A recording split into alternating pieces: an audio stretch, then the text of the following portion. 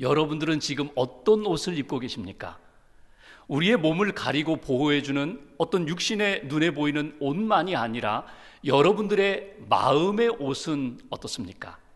여러분들은 어떤 마음의 옷을 입고 계십니까? 여러분들 영혼의 옷은 어떻습니까? 여러분들의 영혼은 어떤 옷을 입고 계십니까? 어떤 옷을 입고 싶으십니까?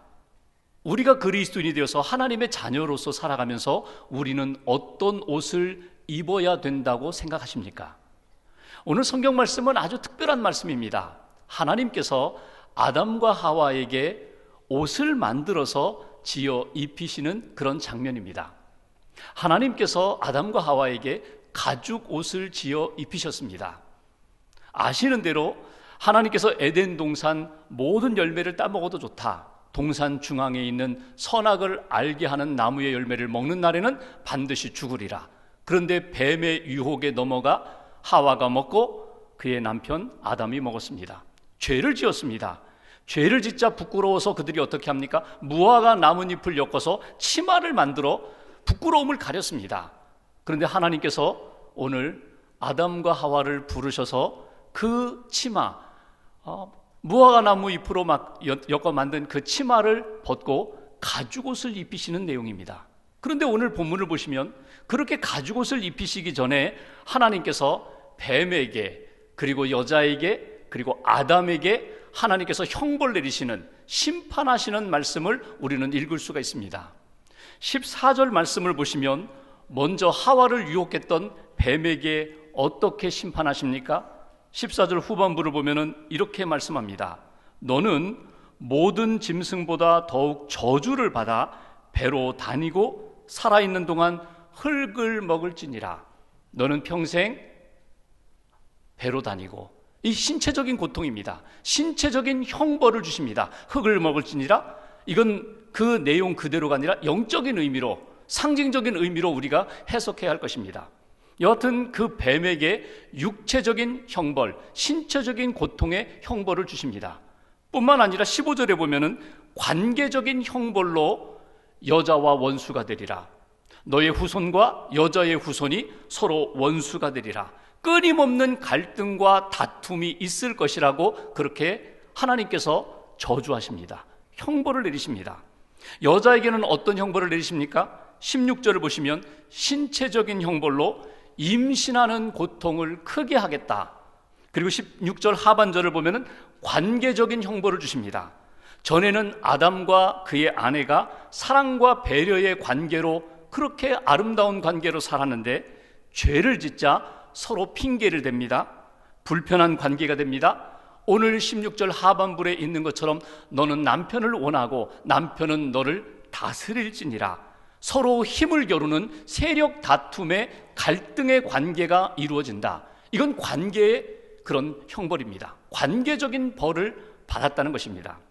아담에게는 어떤 형벌을 내리십니까? 17절을 보시면 너는 평생 동안 수고해야 땅의 소산을 먹으리라.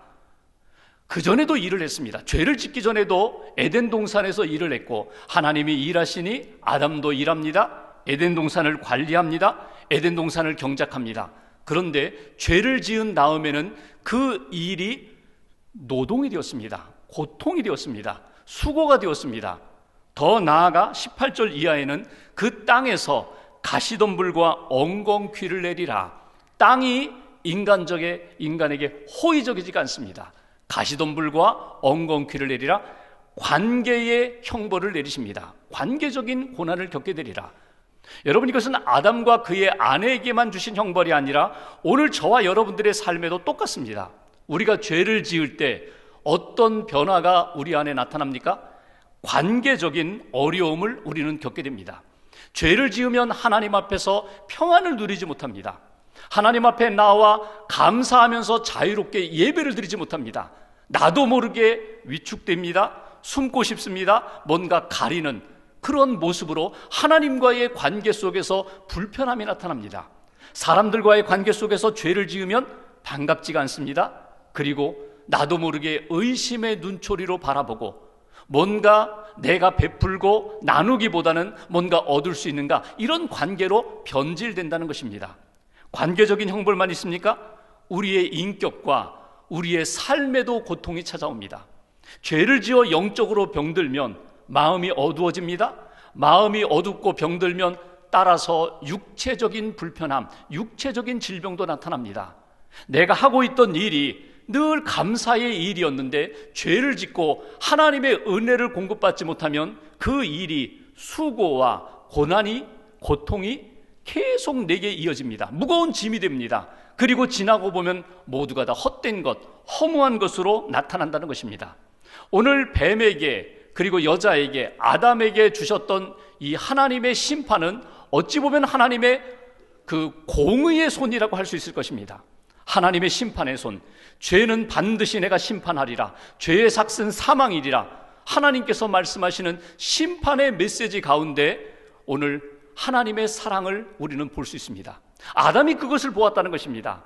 하나님이 심판하시는 메시지, 형벌 내리시는 가운데 아담은 하나님의 사랑의 메시지를 찾아서 건져 올리게 됩니다.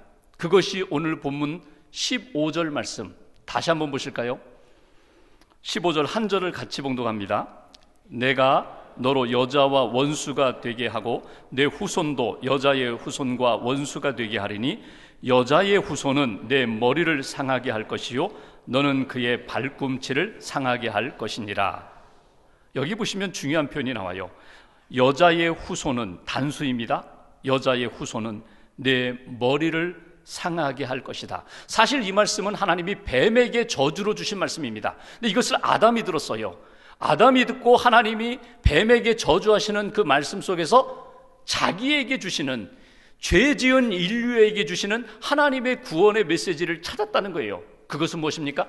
여자의 후손이 그 뱀, 사단의 무리들을, 사단의 그 세력을 무너뜨릴 것이다. 이 말씀을 복음으로 아담이 듣게 됩니다. 아담이 붙잡게 됩니다. 여기에 주시는 첫 번째 메시지가 있습니다. 하나님은 구원에 대한 약속을 주셨다는 것입니다. 하나님은 죄 가운데 있는 아담, 죄를 짓고 형벌을 받고 있는 아담과 그의 아내, 죄 가운데 있는 우리들에게 구원의 약속을 우리에게 허락하셨다. 이것이 오늘 첫 번째 주시는 메시지예요. 여자의 후손이 누구입니까? 예수 그리스도입니다. 예수 그리스도를 이 땅에 보내셔서 죄와 사망의 그늘 가운데 있는 모든 인류를 향하여 구원의 약속과 복음을 예수님 주셨다. 하나님이 예수님을 통해 주셨다. 그래서 이것을 첫 번째 복음이라고, 원시 복음이라고 이렇게 이야기합니다. 구약에 나타난 하나님의 첫 번째 구원의 소리, 아담이 들었다는 것입니다. 사도 바울이 갈라디아서 4장 4절에 그는 이렇게 표현합니다. 때가 참에, 하나님의 구원의 때가 참에, 하나님이 약속하신 복음의 때가 참에 하나님이 그 아들을 보내사 여자에게서 나게 하시고, 여러분, 여자의 후손이라는 게 뭐예요? 한 여성이 남편과 결혼하여 자녀를 얻게 되는 그 후손이 아니라 성령으로 잉태된 마리아가 예수를 이 땅에 태어나게 하는 것처럼 하나님께서 여자의 후손을 통하여, 마리아를 통하여 이 땅에 예수 그리스도를 보내시고 예수 그리스도를 통하여 구원의 역사를 이루어 가실 것이다. 그것을 아담이 듣고 심판의 메시지 가운데 주님, 제가 그 말씀을 믿습니다. 하나님이 구원의 약속을 제가 듣고 받아들입니다. 이것이 오늘 아담의 신앙의 모습이고 저와 여러분들이 붙들어야 할 메시지입니다. 여러분, 오늘 아담이 들었던 그 복음을 저와 여러분들이 들을 수 있기를 원합니다. 예배를 드리며 기도하며 말씀을 읽으며 하나님은 나를 위하여 구원의 계획을 갖고 계시고 내가 하나님의 구원의 계획 속에 있음을 놓치지 않는, 구원의 복음을 들음으로 내 영혼이 살아나는 그런 은혜가 있기를 주님의 이름으로 기원합니다. 두 번째, 오늘 아담이 하나님의 심판의 메시지를 들으면서 묵상하는 것이 있어요. 뱀을 저주하고 여자에게 형벌을 내리고 아담에게 형벌을 내리시는 말씀을 들으면서 아담이 두려움 가운데 빠졌을 것입니다. 힘들었을 거예요. 무서웠을 거예요. 근데 그 가운데 아담이 15절 말씀, 여자의 후손이 뱀의 머리를 상하게 할 것이다. 여자의 후손 메시아가 이 땅에 오심으로 인하여 모든 악한 사망의 권세를 이길 것이다. 그 말씀을 묵상하는 가운데 아담에게 소망이 생겨요. 믿음이 생겨요. 그 믿음이 무엇으로 나타납니까? 20절 말씀을 보십시오. 20절 한 절을 같이 봉독합니다. 아담이 그의 아내의 이름을 하와라 불렀으니 그는 모든 산자의 어머니가 됨이더라. 아멘. 여기 보면 그동안 아담이 지금까지 자기 아내의 이름을 붙이지 못했어요. 붙이지 않았어요. 그런데 아담이 하나님의 구원의 복음을 들으면서 자기 아내의 이름을 붙입니다. 이름을 지어줍니다. 그 아내의 이름을 하와, 이브라고도 하죠. 하와라고 이름을 붙여줍니다. 하와라는 이름의 뜻이 무엇입니까? 생명입니다. 모든 살아있는 자의 어머니라는 뜻입니다. 생명을 주는 자라는 뜻입니다. 아담이 하나님의 복음을 듣고 믿었기 때문에, 하나님의 구원 계획이 있음을 믿었기 때문에, 메시아를 보내주신다는 사실을 믿었기 때문에 자기 아내를 바라보면서 하나님이 이 여인의 후손을 통하여 하나님이 구원의 역사를 만드시리라, 예수님을 보내주시리라, 하나님의 생명의 역사를 다시금 만들어주시리라, 이 믿음으로 그 아내의 이름을 하와라고 붙였다는 것입니다. 여러분, 달라져요. 믿음을 가지면, 믿음으로 하나님을 바라보면, 믿음으로 하나님의 음성을 들으면, 믿음으로 하나님 앞에서 다시 한번 소망을 갖고 일어서면 우리의 인생은 분명히 달라지게 되어 있어요. 두 번째 주시는 메시지, 아담은 메시아에 대한 믿음을 가졌습니다. 저와 여러분도 똑같습니다. 하나님이 나를 구원하시고 하나님이 나를 사랑하시고 예수 그리스도를 통하여 내게 새로운 역사를 만드신다는 믿음을 갖는 순간 우리의 인생은 달라진다는 거예요. 표현이 달라집니다. 말이 달라지는 거예요. 방향이 달라집니다. 대하는 것이 달라져요. 여전히 어두운 세상이고 힘든 어두운 세상이지만 그 속에서 하나님이 구원의 역사 가운데 나를 이끌어 가신다는 믿음으로 보는 것이 달라지고 말하는 것이 달라져요. 얼마 전까지만 해도 하와를 향하여 원망했던 아담입니다. 죄의 제공자, 유혹의 제공자. 하나님이 아담아 내가 어디 있느냐 했을 때 아담이 뭐라고 대답합니까? 하나님이 내게 주신 저 여자 때문에, 저 여자가 주어서 내가 선악과를 먹었습니다. 핑계를 댔어요. 원망했어요. 여자를 원망하고 하나님을 원망했어요. 근데 믿음이 들어가니까 그 여자를 어떻게 바라봅니까? 생명을 주는 자, 하나님이 저 여인을 통하여 다시금 구원의 역사를 만드는 출발점으로 삼는 여성으로 그렇게 바뀌게 되었다는 거예요. 하나님이 하와를 통하여 구원의 역사, 메시아를 보내주실 거야. 아직 하와가 임신하지 않았어요. 아직 아기 소리 들리지 않아요. 그럼에도 불구하고 아담의 마음속에는 하나님의 구원의 역사가 하와를 통하여 이루어질 것이라는 믿음의 눈으로 바라보는 그런 모습으로 바뀌게 되었다는 것입니다. 오늘 이 시간 여러분 말씀을 들으세요. 복음을 들으세요. 그리고 믿음으로 여러분들을 점검해 보세요. 마음을 점검해 보세요. 내가 무엇을 믿는가? 내가 누구를 믿는가? 내가 무엇 가운데 살아가고 있는가? 아담이 믿음으로 하나님 앞에서 다시 한번 자기의 신앙을 점검하면서 하나님이 생명 주시는 자를 통하여, 하나님이 메시아를 통하여 나와 인류의 역사를 생명의 길로 인도해 주실 것이다 믿음으로 고백했던 것처럼 저와 여러분들의 신앙의 고백이, 새로운 삶의 변화가 다시 한번 나타나기를 주님의 이름으로 기원합니다. 그리고 오늘 이제 요절 말씀 21절 말씀 보십시오. 21절 한 절을 같이 봉독합니다. 여호와 하나님이 아담과 그의 아내를 위하여 가죽옷을 지어 입히시니라. 아멘. 하나님이 아담과 그의 아내를 위하여 가죽옷을 지어 입히셨다. 가죽옷을 만드셨다. 가죽옷을 아담과 그의 아내에게 입히셨다는 것입니다. 여러분, 가죽옷의 의미가 무엇일까요? 하나님은 죄에 대해서는 분명히 심판하시지만 그 죄인에 대해서는 긍휼과 사랑으로 늘 안아주시는 하나님, 회복되기를 원하시는 하나님, 하나님의 사랑 가운데 다시금 죄 가운데서 돌아서서 은혜의 자리로 오기를 기다리시는 하나님의 마음이 담겨 있는 것이 가죽옷입니다. 가죽옷을 지었다는 것은 무엇입니까? 동물, 아무런 죄 없는 한 동물이 희생당해야 돼요. 피 흘려야 돼요. 죽임을 당해야 돼요. 그리고 그의 가죽으로, 학자들은 그렇게 표현하죠. 아마도 양이었을 것이다. 어린 양을 죽여서 그의 가죽으로 오늘 옷을 만들어 아담과 그의 아내에게 입히셨다는 것입니다.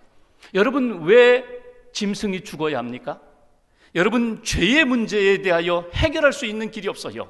죄의 삭은 사망입니다. 죄의 값은 죽음입니다. 죄의 값은 피를 흘려야 합니다. 히브리서 9장 22절 말씀처럼 피 흘림이 없은즉 사함, 용서함이 없다고. 그러면 내가 피를 흘려야 합니까? 내가 죄를 지었기 때문에 그 문제에 대하여 내가 보응받기 위하여 내가 죽어야 합니까? 바로 여기에서 한 가지 방법이 있습니다. 누가 죄인인 나를 대신하여 죽으면 됩니다. 여기에 대속의 원리가 있고 대속의 은총이 있습니다. 나를 대신하여 그 죄값을 치를 짐승, 그를 죽여서, 그를 피 흘려서 내 죄값을 대신하여 죽으면 내가 용서함을 받는다는 거예요. 하나님이 어린 양을 피 흘려 죽임으로, 그리고 그의 가죽을 가지고 아담과 그의 아내에게 입혀주시면서 하나님이 은혜의 옷으로 입혀주시는 거예요. 전에는 자기들의 힘으로, 노력으로 만들었던 무화과 나무 잎으로 엮어 만든 치마, 이건 인간이 자기 노력으로 만든 옷입니다. 여기에는 한계가 있어요. 그런데 이 옷을 벗고 하나님이 은혜로 지어주신, 대속의 은총으로 만들어주신 옷으로 갈아입혀 주시는 것, 그것이 바로 오늘 복음입니다. 세 번째 주시는 메시지가 있어요. 하나님은 지금도 저와 여러분들에게 대속의 은혜를 입혀주시기를 원하십니다. 가죽옷을 입혀주시기를 원하십니다. 십자가의 보혈로 우리의 그 허물 많은 죄를 덮어주시기를 주님이 원하신다는 거예요. 그 은혜를 받으면 우리의 인생은 달라집니다. 무화과 나무 잎으로 엮어서 인간의 노력으로 나 자신을 가리려고 하고, 수치를 가리려고 하고, 그리고 나를 스스로 보호하면서 내가 우쭐대고자 하는 그 마음 다 내려놓고 하나님이 만들어주시는 가죽옷으로 입을 때에 육신의 수치뿐만 아니라 영적인 수치감도 하나님이 덮어주신다는 거예요. 우리 인생에 내가 해결할 수 없는, 극복할 수 없는 문제까지도 하나님이 십자가의 보혈로 덮어주시고 우리를 회복시켜 주신다. 이것이 바로 가죽옷을 만들어 입혀주신 하나님의 메시지입니다. 여러분 한번 묵상해 보시면 좋겠어요. 오늘과 한 주간 동안 가죽옷을 지어 입혀주시는 하나님, 그리고 하나님이 입혀주시는 가죽옷을 입고 있는 아담과 하와를 한번 묵상해 보세요. 지난주에 제가 말씀을 묵상하면서 아담과 하와가 하나님이 입혀주시는 그 장면을 이렇게 묵상해 보니까요, 아담과 하와가 그냥 무덤덤하게 서 있지는 않았을 것 같아요. 그는 눈물을 흘렸을 것 같아요. 통곡했을 것 같아요. 나 같은 죄인, 나 같은 죄인. 하나님이 그렇게 좋은 은혜를 많이 베풀어 주셨는데 하나님의 은혜를 은혜로 받아들이지 못하고 교만하여 불순종한 나를 이렇게까지 은혜로 또 입혀주시는가, 아마 통곡했을 것 같아요. 근데 여러분, 아담의 눈물, 그의 아내의 눈물만이 아닙니다. 입혀주시는 하나님의 마음은 어떠하실까? 하나님도 우셨을 것 같아요. 내가 너희들을 지어놓고 너무 좋다, 너무 좋다, 너무 아름답다. 내가 그런 나의 피조물인데, 나의 창조물인데 어떻게 여기까지 왔니? 어떻게 여기까지 왔니? 그러면서 하나님이 눈물을 흘리시면서 가죽옷을 만들어서 그에게 입혀주시는 장면. 탕자가 집에 돌아왔을 때 아버지가 달려가서 그의 거지옷을 벗기고 목욕시킨 후에 새 옷을 갈아입혔던 그 아버지의 마음, 그것이 곧 하나님 아버지의 마음이에요. 오늘 말씀을 보시면요, 마치 하나님이 재판정에서 재판장으로서 분명히 죄에 대하여는 너희들이 이런 심판을 받아야 돼, 형벌을 받아야 돼, 죄에 대하여 심판을 선고하신 다음에 다시금 내려가셔서 그 죄인을 안아주시는 그 아버지의 마음, 이 가죽옷 입고 이제 나가서 잘 살아, 이 가죽옷 입고 나를 기억해, 나의 사랑을 기억해, 잊어버리지 마, 잊어버리지 마. 하나님 아버지의 마음, 그 은혜와 마음을 저와 여러분들이 느낄 수 있기를 주의 이름으로 기원합니다. 고린도후서 5장 22절에 보면 사도 바울은 이렇게 표현합니다. 하나님이 죄를 알지도 못하시니 예수 그리스도를 우리 대신하여 죄로 삼으신 것은, 예수님이 나를 위하여 십자가를 지시고 속죄 제물이 되신 것은 우리로 하여금 그 안에서, 하나님의 은혜 안에서 하나님의 의가 되게 하려 하심이라. 의의 옷을 입혀주셨다는 거예요. 사도 바울은 로마서 12장에 이것을 이렇게 표현합니다. 여러분 세상의 옷을 벗어버리고 하나님 예수 그리스도의 옷으로 갈아입으라는 거예요. 예수 그리스도의 옷이 가죽옷이라는 거예요. 예수의 옷으로 갈아입고 하나님의 은혜 받은 자답게, 하나님이 사랑하시는 그 사랑받은 자답게 이 땅에서 그 옷에 합당한 삶을 살라고, 그것이 오늘 하나님의 마음이고 가죽옷을 지어 입히신 하나님의 마음, 그 마음을 저와 여러분들이 놓치지 않기를 주의 이름으로 기원합니다. 미국 캘리포니아에 살고 있는 베노스텔이라는 노 부부가 계십니다. 그분은 아주 경건한 부부입니다. 믿음이 좋은 부부, 말씀 따라 사는 부부인데 어느 날 병원에서 전화가 왔어요. 특별히 그의 아내가, 할머니가 특별한 혈액형을 가지고 있는데 병원에 지금 들어온 응급실 환자 가운데 똑같은 혈액형이 있는데 혈액이 좀 부족하다는 거예요. 그래서 와서 좀 헌혈해 줄 수 있느냐, 수혈이 필요한데 좀 도와줄 수 있느냐. 그래서 부부가 옷을 주섬섬 입고 병원에 갑니다. 가서 이제 헌혈을 해요. 아내가, 할머니가 옆에 누워 있고 그 남편이 옆에서 이렇게 지켜보고 있습니다. 할아버지가 궁금해졌어요. 도대체 지금 응급실에 와서 이제 수술 받는 저 사람이 어떻게 해서 여기까지 오게 됐는가? 교통사고입니까? 뭐 사고입니까? 처음에는 이야기를 해주질 않아요. 자꾸 물으니까 이제 병원 관계자가 이야기해 줍니다. 사실은 마더스데이인데, 어머니 날인데 자녀들이 다 모여서 이렇게 잔치한다고, 어머니 위로한다고 모였다가 서로 형제들끼리 티격태격 말다툼을 하다가 이게 격해지니까 한 사람이 칼을 가져오고 또 한 사람이 칼 가져와서 찌르고 찔리고, 그래서 여기까지 오게 됐다는 거예요. 그 이야기를 듣는 순간 이 할아버지가 막 화가 나는 거예요. 아니 저런 인간 같지도 않은 짐승 같은 저 사람에게 피를 주고자 그 할머니, 내 아내의 피를 뽑아야 되는가? 당장이라도 헌혈 중단하고 그냥 집으로 가자고, 그럴 판입니다. 그런데 그 순간에 하나님이 이 할아버지 마음 가운데 이런 말씀을 주시는 거예요. 얘야, 예수님이 십자가 지시고 피를 흘릴 때, 너를 위하여 피를 흘릴 때, 너를 구원하시고자 할 때 너는 어땠니? 너는 어땠니?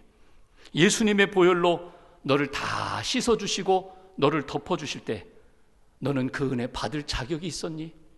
그 음성을 듣는데 할아버지가 그냥 맥없이 털썩 바닥에 주저앉았어요. 그리고 생각해 보니까 나나 자기 아내나 하나님 앞에서 은혜 받을 자격이 없어요. 용서받을 자격이 없어요. 그 십자가의 보혈로 회복될 자격이 없어요. 하나님의 은혜로 받은 것이지. 그러면서 이 할아버지가 이렇게 기도합니다. 하나님, 저 청년 살려주세요. 저 청년 어떻게든지 살려주세요. 그리고 그의 죄를 십자가의 보혈로 덮어주세요. 저 영혼도 구원해 주세요. 저 영혼도 구원해 주세요. 여러분, 하나님의 의의 옷을 입었다는 것은 무엇입니까? 가죽옷을 입었다는 것은 무엇입니까? 십자가의 보혈로 덮어졌다는 것은 무엇입니까? 내가 자격이 있어서가 아닙니다. 의롭기 때문이 아닙니다. 하나님의 전적인 은혜입니다. 하나님이 베풀어 주신 은혜. 오늘 여기 하나님이 가죽옷을 지어 입히셨다는 이 원어를 보면은요, 완료형이 아닙니다. 미완료형이에요. 미완료형이라는 것은 가죽옷을 지은 것이 부족하다라는 의미가 아니라 하나님이 또 만들어주시고 또 만들어주시고 또 만들어주신다는 거예요. 아담과 그의 아내를 위하여, 오늘을 살아가는 저와 여러분들을 위하여 하나님이 지금도 계속 만들고 계신다는 거예요. 예수님의 십자가의 보혈로 가죽옷을 만드셔서 우리에게 찾아와 계속 입혀주십니다. 하나님의 사랑을 좀 느끼라고, 하나님의 은혜 가운데 돌아오라고, 하나님의 은혜 받은 자답게 살아가라고 계속 덮어주시고 입혀주시는 하나님의 사랑을 저와 여러분들이 다시 한번 체험할 수 있기를 주님의 이름으로 기원합니다. 말씀을 마무리하면서 하나님의 사랑이 어디까지입니까?